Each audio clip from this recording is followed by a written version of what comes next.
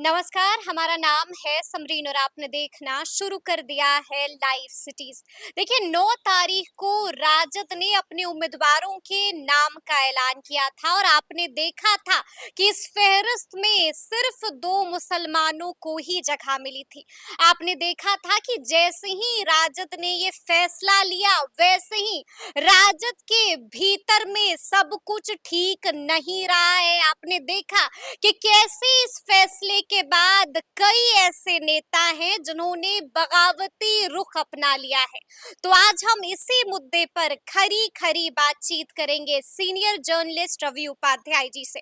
सबसे पहले बहुत शुक्रिया बातचीत जी, के लिए। आपको भी शुक्रिया। जी रवि जी, सबसे पहले तो हम आपसे जानना चाहेंगे कि क्या वाकई अब लालू तेजस्वी से मुसलमान नाराज हो गए हैं? देखिए, निश्चित रूप से समरीन जो दिखाई पड़ रहा है नाराज़गी, वो अब से एकदम सतह पर है वो बिल्कुल जी। नाराज़गी। और सीमांचल के हम्म, अल्पसंख्यक सीमांचल जो मुस्लिम बहुल इलाका, मुस्लिम बहुल क्षेत्र एक तरह से कहा जाए तो कहीं हम्म, गड़बड़ी नहीं है, कहीं जी, अतिशयोक्ति नहीं है। तो वो उस इलाके में देखिएगा कि सीमांचल के इलाके में क्या दिखाई पड़ रहा है।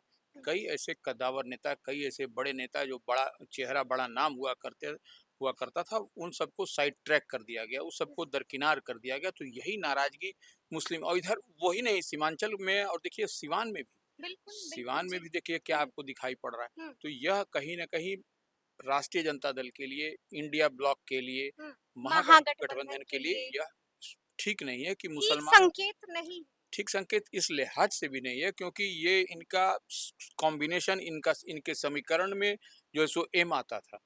तो यह जो है सो एम का छटकना, एम का दूर भागना, एम की नाराज़गी कहीं न हुँ, कहीं इनको 2024 में भारी ना पड़ जाए। लग रहा है आपको कि एम की नाराजगी भारी पड़ सकती है लालू तेजस्वी को? बिल्कुल, अब देखिए जब मुस्लिम जी, कह रहे हैं कि जिसकी हिस्से संख्या भारी, उसकी उतनी हिस्सेदारी। हिस्सेदारी। तो जी। संख्या भारी और हिस्सेदारी, हुँ, जब हुँ, भारी संख्या होने के बावजूद जब उसकी हिस्सेदारी नहीं हो पा रही है, नहीं बन पा रही है, तो यह तो परेशानी का सबब है। बिल्कुल, इससे बिल्कुल, तो आप बिल्कुल, इनकार नहीं कर सकते। बिल्कुल, तो जी। यह वही चीज़ दिखाई पड़ रहा है और हुँ, सीमांचल में इतना आक्रोश है हुँ, मुस्लिम में कि आप देखिएगा कि चुनाव के समय में कोई बड़ा अगर यदि उथल-पुथल मच जाए, बड़ा कुछ उथल-पुथल हो जाए तो यह कोई बड़ी बात नहीं नहीं होगी होगी, नहीं क्योंकि होगी। पटकथा इस तरह से लिख दी गई है, आरजेडी ने इस तरह से पटकथा लिखी है कि जी, वह 2 को आरजेडी ने अभी तक दिया है। जी, जी, तो जी, यह क्या बिल्कुल, बताता है? बिल्कुल। यह कहीं न कहीं सवाल तो खड़े होंगे ना कि क्यों कटौती कर दी? क्यों कटौती कर दी जी। और देखिए आपके पास में कितनी सीट है? हुँ, 22 23 है। 23 सीट है हुँ, और 23 में आपने 2 मुसलमान को दिया। हुँ, तो हिस्सेदारी, भागीदारी, भागीदारी, हुँ, हिस्सेदारी यह सब कुछ ये सिर्फ़ जुमला बन कर के रह गया। आप दूसरे बिल्कुल। को जुमलेबाज़ जुमला का आरोप लगाते हैं। हुँ, ये हुँ, खुद तो आपने खुद जुमलेबाज़ी कर दी है हुँ। और बड़ी जुमलेबाज़ी की है। इसका जो है सो कहीं आपको इसके लिए कहीं भुगतान नुक्स देना पड़ेगा। बहुत बड़ा नुकसान, बहुत बड़ी जी, क्षति होती हुई दिखाई पड़े तो यह कोई जी, गड़बड़-झाला जी। की बात नहीं है। बिल्कुल। रवि जी, हम आपसे जानना ये भी चाहेंगे कि कौन-कौन से वो नेता हैं जिन्होंने अब बगावती रुख अपना लिया है, उनके नाम हम आपसे जानना चाहेंगे। देखिए नंबर अशफाक करीम बिल्कुल। राज्यसभा के सांसद रहे हैं। राज्यसभा के सांसद से जी, भी सांसदी से भी आपने उनको पैदल कर दिया, पैदल कर दिया। हुँ, ठीक है? हुँ, वो कह भी रहे हैं हुँ, कि हमको तो पैदल कर दिया चलिए हम मान लिए, हुँ, लेकिन और उनको क्या डील किया कि आपको निर्दलीय लड़िए आप कटिहार से। मतलब यह लालू जी ने ये ऑफर दिया? यह अशफाक करीम की जी, जी, जी। अपने से बताया उन्होंने कि बिल्कुल, वह बिल्कुल। कहा कि आप निर्दलीय लड़िए। कटिहार से लड़ जाइए। तो ये देखिए एक अल्पसंख्यक के खिलाफ दूसरे को लड़ाने की बात। बिल्कुल। ये जो चाहते क्या हैं लालू प्रसाद ये यादव? यही तो बात है, वहाँ से कौन जी, कटिहार से इंडिया अलायंस, इंडिया ब्लॉक के बिल्कुल। तारिक अनवर हैं और उनके खिलाफ उनके खिलाफ आप खिलाफ आप हैं। बोल रहे हैं। जी। तो यह कहीं न कहीं देखिए एक मुस्लिम को दूसरे मुस्लिम के खिलाफ हुँ, लड़ाना, हुँ। भड़काना यह सब तो अच्छी बात नहीं है। और यह अशफाक करीम तो पढ़े-लिखे समझदार हुँ, व्यक्ति हैं, उतना वो उनका इंस्टीट्यूशन है, कई सामाजिक कार्यक्रम में वे हुँ, हुँ, हुँ। करते रहते हैं, तो वह जी, उन्हें उचित नहीं लगा इसलिए उन्होंने बैकआउट कर गए। बैकअप। वह जो है विथड्रॉ कर मतलब आप कह रहे हैं कि लालू के इस ऑफर को अशफाक करीम ने ठुकरा दिया? बिल्कुल ठुकरा दिया ठुकरा और दिया, जी। अब अपने लोगों के बीच में वह हैं, हाँ। अपने लोगों से राय-मशवरा कर रहे हैं हुँ, कि क्या हुँ, हमको आगे हमको लाइन ऑफ एक्शन क्या लेना है, हुँ। कौन-सी रणनीति बनानी है, क्या करनी है। एक चिट्ठी भी लिख डाली है। तो लालू जी को लिखा है, जी। इसलिए अब सदस्यता क्या से कुछ लिखा गया है उस चिट्ठी में? वही बात कही है, जितनी बात हम कह रहे हैं कि भागीदारी और हिस्सेदारी की बात, कि आप जिसकी जितनी संख्या भारी उसकी उतनी हिस्सेदारी वाली बात आप करते हैं, लेकिन वह होता हुआ दिख नहीं रहा है। तो यही नाराज़गी है और उन्हीं में उनकी नाराज़गी नहीं है, वह उनके साथ रहने वाले जो जो लोग हैं, जो राजद की मजबूती के लिए अब तक लगे थे, वही लोग की उन्हीं की नाराज़गी है। तो उसी नाराज़गी को उन्होंने राष्ट्रीय अध्यक्ष को बयां किया है और अपना इस्तीफा जो है सो दे दिया है। तो ये तो पहला नाम हो गया, दूसरा नाम किसका है? दूसरा नाम मोहम्मद तस्लीमुद्दीन, जी, जी, जी। सीमांचल का बड़ा चेहरा, हाँ, और सीमांचल मोर्चा कभी बना करके, हमको नहीं लगता है कि कई लोगों को याद भी नहीं होगा कि सीमांचल विकास मोर्चा, सीमांचल मोर्चा करके था, तस्लीम साहब बनाए हुए थे। और ठीक है, बाद के दिनों में पॉलिटिकल वो संस्था नहीं थी, लेकिन वो कहीं न कहीं सीमांचल के विकास के प्रति जो है सो वह मोर्चा प्रतिबद्ध था। और तस्लीम साहब हमको याद है वह बनाए थे, तो वह सीमांचल के हित के लिए वो लड़ा करते थे वो। और एक उनके जाने के बाद उनके बड़े पुत्र जो सरफराज हैं, वह जो है सो उनके उत्तराधिकारी के तौर पर, वही देखिए उनके जब उपचुनाव हुआ था, वो लड़े भी थे, लोकसभा का चुनाव लड़े थे तस्लीमुद्दीन साहब के निधन के बाद, और वो चुन करके भी गए थे। तो वो ऐसे में सब लोग उन्हीं पर जो है सो, अब से पहले एमएलए भी हुआ करते थे सरफराज। तो वो सब लोगों की था कि सरफराज को ही इस बार राष्ट्रीय जनता दल से सीट मिलेगी उधर की, लेकिन वह सीट भी नहीं मिली। वह सीट देखिए उनके छोटे भाई को, शहनवाज आलम को, जो कि 17 महीने के राजद के महागठबंधन के कार्यकाल में माने वो मंत्री थे उनको, तो वो आपदा प्रबंधन संभवतः विभाग उनको मिला था। तो अब जो है सो वह बड़े पुत्र को नहीं दे करके छोटे पुत्र को दिया गया। तो इसमें अब सीमांचल कह लीजिए, अररिया, पूर्णिया, किशनगंज, तमाम क्षेत्रों में उसको लेकर के उनके उबाल है, एक अंदर नाराजगी है, एकदम नाराजगी उबाल है। और देखिए आपने देखा होगा कि ईद मिलन समारोह में वह चित्र वायरल भी है, वीडियो, कि किस तरह से उनके चाहने वाले उनकी मौजूदगी में ईद के समय में क्या कह रहे हैं, क्या मैसेज दे रहे हैं, और वो लोग बैठ करके मीटिंग कर रहे हैं सब जगह पर कि क्या हमको आगे करना है, क्या हमको निर्दलीय ही लड़ जाना है, या जबकि उन्होंने कहा कि मेरे पास तो बहुजन समाज पार्टी भी हमारे पास अप्रोच किया, AIMIM भी अप्रोच किया, तो वह लेकिन मतलब कि अब सभी डोरे भी डाल रहे हैं, वो बताया उन्होंने सब लोग। लेकिन हम जब भी हमारे साथ में जो लोग हैं, जो सीमांचल विकास मोर्चा के या तमाम लोग लाइक माइंडेड लोग हैं, वह लोग उनके साथ में हैं, विचार विमर्श हो रहा है। विचार विमर्श हो रहा है कि आगे हमको कौन सी रणनीति क्या करना है, और आगे हमको क्या करना, हो सकता है कि वो चुनाव भी लड़े। ठीक है, ठीक है। तीसरा नाम क्या है? दूसरे नाम पर तो हम लोगों ने चर्चा कर ली, तीसरा नाम किसका है रवि जी? अब देखिए हेना साहब का एक नाम है जी। हेना साहब का नाम तो सबकी जबान पर, सबकी जुबां पर है, सबकी जुबां पे है। और वही जुबां पे नहीं, वो देखिए कि हेना साहब के साथ में जिस तरह से किया गया, जिस तरह से बेटिकट उनको किया गया, और जिस तरह से उनकी नाराजगी है उनके चाहने वालों की, हेना साहब की नाराजगी हो ना हो, उनके चाहने वाले, उनके जो समर्थक झंडा वरदार हैं, जो उनके साथ में माने शहाबुद्दीन के समय से जो लोग रहते आए हैं, उन लोगों की नाराजगी है। तो ऐसे में यह कहीं ना कहीं आपको सिवान के क्षेत्र, सिवान, गोपालगंज, सारण, इस सब में बड़ा इम्पैक्ट पड़ जाए उस हिना साहब की नाराजगी की, तो यह कहीं कोई गड़बड़ झाला आपको होता हुआ दिखेगा इस क्षेत्र में, निश्चित रूप से। चलिए हम एक-एक करके सबका जिक्र करेंगे रवि जी। सबसे पहला नाम जो आपने गिनाया हमें, वो नाम है अशफाक करीम का। क्या लगता है क्यों लालू प्रसाद यादव ने अशफाक करीम पर भरोसा नहीं जताया, जबकि उन्हें आश्वासन भी मिला था, लेकिन आखिर मोमेंट पे, लास्ट मोमेंट पे बेटिकट कर दिया गया और मानो पर पानी फेर दिया गया। वजह क्या है? देखिए, मान लीजिए उनको, अशफाक करीम को कहीं और भी दूसरी जगह एडजस्ट किया जा सकता था। ऐसा नहीं था कि सब माने एक बार वहां से कटिहार वो चाह रहे थे, कटिहार से नहीं दूसरे जगह से उनको करते, तीसरे जगह से करते, कहीं ना कहीं एडजस्ट तो किया जा सकता था, या फिर कुछ अन्य जिम्मेवारी नहीं किया गया, इग्नोर कर दिया गया। इग्नोर किया गया। जिस तरह से वह कह भी रहे हैं कि एक मनोज झा को रिपीट किया गया राज्यसभा में, और दूसरा उनके नाम पर उनका नाम वहां से हटा दिया गया और संजय यादव को किया गया, तो यह एक नाराजगी है अशफाक करीम के चाहने वालों में। और अशफाक करीम की यह नाराजगी है कि भाई, एक तो मनोज झा को किया गया, तो फिर हमको क्यों नहीं किया, मुझसे क्या गलती हो गई, क्या गलती है, और क्या वह अशफाक करीम किसी पहचान के मोहताज हैं? कहीं न कहीं देखिए, अशफाक करीम के पास में वोट है, वो उनके चाहने वाले तो यहाँ तक कह रहे हैं कि मनोज झा कितना वोट ट्रांसफर करा देंगे आरजेडी में। मनोज झा को भी चैलेंज कर रहे हैं।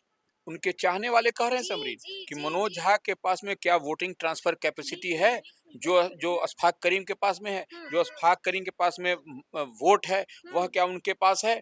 वह कितने अपने समाज का वोट जो है सो राजद की ओर दिलवा पाएंगे? 10 वोट भी अगर दीदी दिलवा दें, वह भी बहुत बड़ी बात है। यह उनके 10 वोट भी दिलवा दें तो बहुत बड़ी बात है, बड़ी बात कह रहे हैं। वही नहीं, देखिए अशफाक करीम ही नहीं, हिना साहब के समर्थक भी यही बात कह रहे हैं कि जो जिनको अब राज्यसभा भेज रहे हैं, वह क्या बिहार में 10 वोट 5 वोट भी दिलवा देंगे आरजेडी को? यह सबसे बड़ी बात है। तो यह जो बात आ रही है, यह जो बात हो रही है, यह तो टेंशन की बात है लालू तेजस्वी के लिए। देखिए निश्चित रूप से ये लोग अभी ये क्या सोच रहे हैं और क्या दे रहे हैं, यह तो लग रहा है कि जैसे ये सीट नहीं दे रहे हैं, यह रिटर्न गिफ्ट दे रहे हैं। सीट नहीं दे रहे हैं, रिटर्न गिफ्ट दे रहे हैं। ये सीटों का जो आवंटन है समरीन, इसको आप बहुत माइक्रो लेवल पे जाके स्टडी करिएगा, तो यह सीट जो है सो जिताऊ पहलवान नहीं दे करके यह रिटर्न गिफ्ट वाला सीट सब दे रहे हैं, माने रिटर्न गिफ्ट। मतलब कि आप कहीं ये तो नहीं कह रहे हैं कि सिर्फ फॉर्मेलिटी के लिए इन पहलवानों को बस खड़ा कर दिया गया? आप देख लीजिए, आप पूर्णिया में क्या हो रहा है? मतलब मकसद जीतना नहीं है।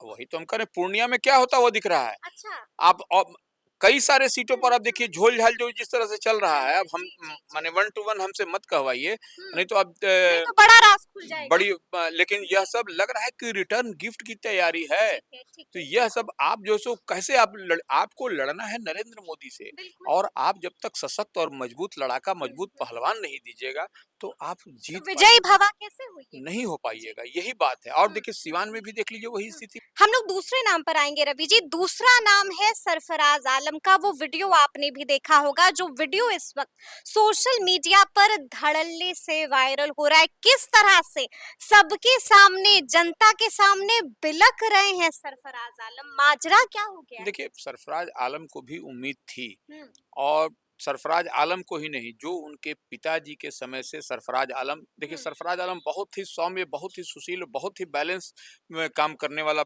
हम उनको जमाने से जान रहे हैं जब वो ऐसे में सरफराज आलम इतनी बैलेंस आदमी है समझिए, जिसका कोई एग्जाम्पल नहीं। कमजोर कैसे पड़ गए? नहीं, रोने लगे, बिलखने लगे जनता नहीं कमजोर, देखिए वो कहीं ना कहीं वो हर टचिंग बात हुई है उनके साथ, कि वह धोखा मिल गया क्या? बिल्कुल, जो जितनी उम्मीद वह पाल रखे थे कि बाई इलेक्शन में पिता के निधन के बाद वह चुनाव लड़ते हैं, उन पर आप ये करते हैं। इसलिए देखिए बार बार वह कह रहे हैं कि अभी तक मैं आरजेडी में हूँ।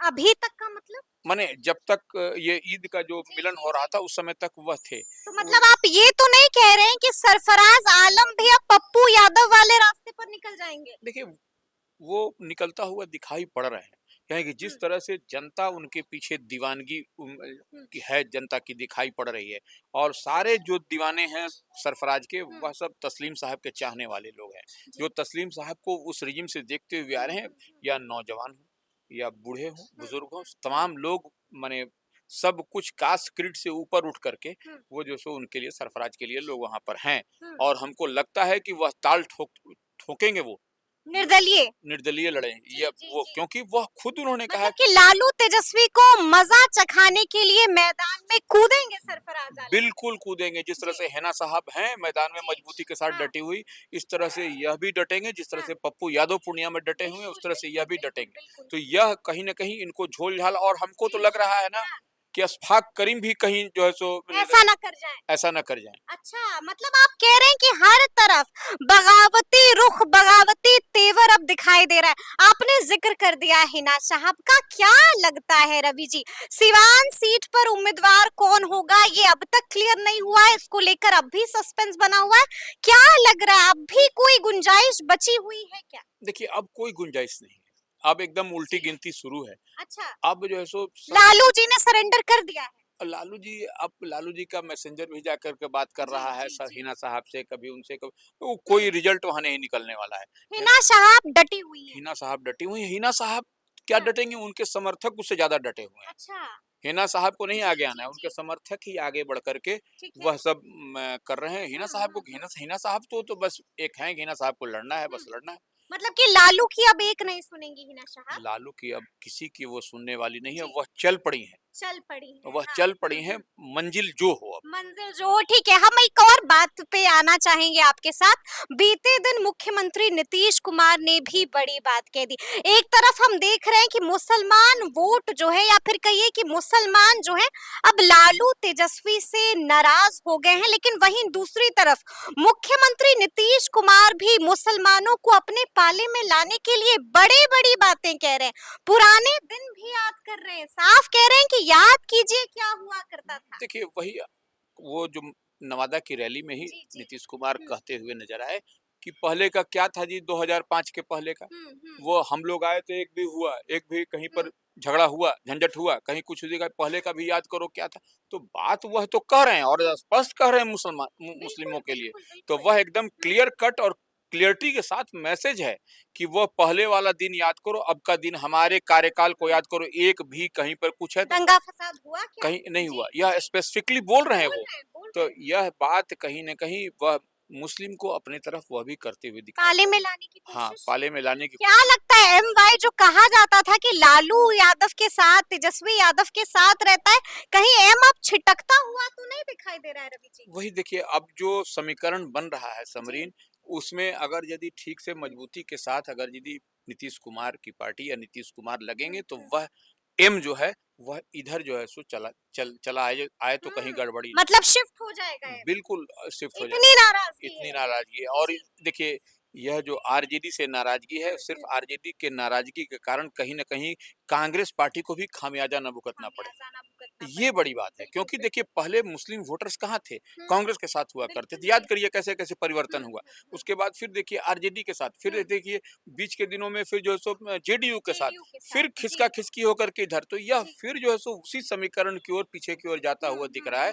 तो यह जो नीतीश कुमार कह रहे हैं या उनकी पार्टी जिस बात को कह रही है, अब जिस फिर फिराक में लगी हुई है। बस वही बात है। और यह जो नाराजगी बड़े-बड़े कद्दावर नेताओं की आरजेडी से जो नाराजगी है, यह शुभ संकेत तो यह नहीं। शुभ संकेत नहीं है और सब कुछ अच्छा नहीं बनता हुआ दिखाई पड़ रहा है। कहीं कोई जो नारा जो गढ़ा था वही नारा कहीं गले की हड्डी न बन जाए। क्या नारा गढ़ा था? जितनी जिसकी जितनी भाग बिल्कुल, जिसके जितनी भागीदारी उसकी उतनी हिस्सेदारी। हिस्सेदारी, यह नारा गढ़ा गया था और यही नारा उनके गले की फांस, गले की हड्डी माने वो न बन जाए, यही सबसे बड़ी समस्या है। चलिए, तो सुना आपने क्या कुछ बताया है रवि जी ने। देखिए तफसील से हम लोगों ने चर्चा की है, तो ये पूरी बातचीत आपको कैसी लगी है कमेंट करके हमें जरूर बताइएगा। तो इस तरह के तमाम अपडेट्स के लिए ऐसे ही हमारे साथ बने रहिएगा और देखते रहिएगा लाइव सिटीज। बहुत शुक्रिया।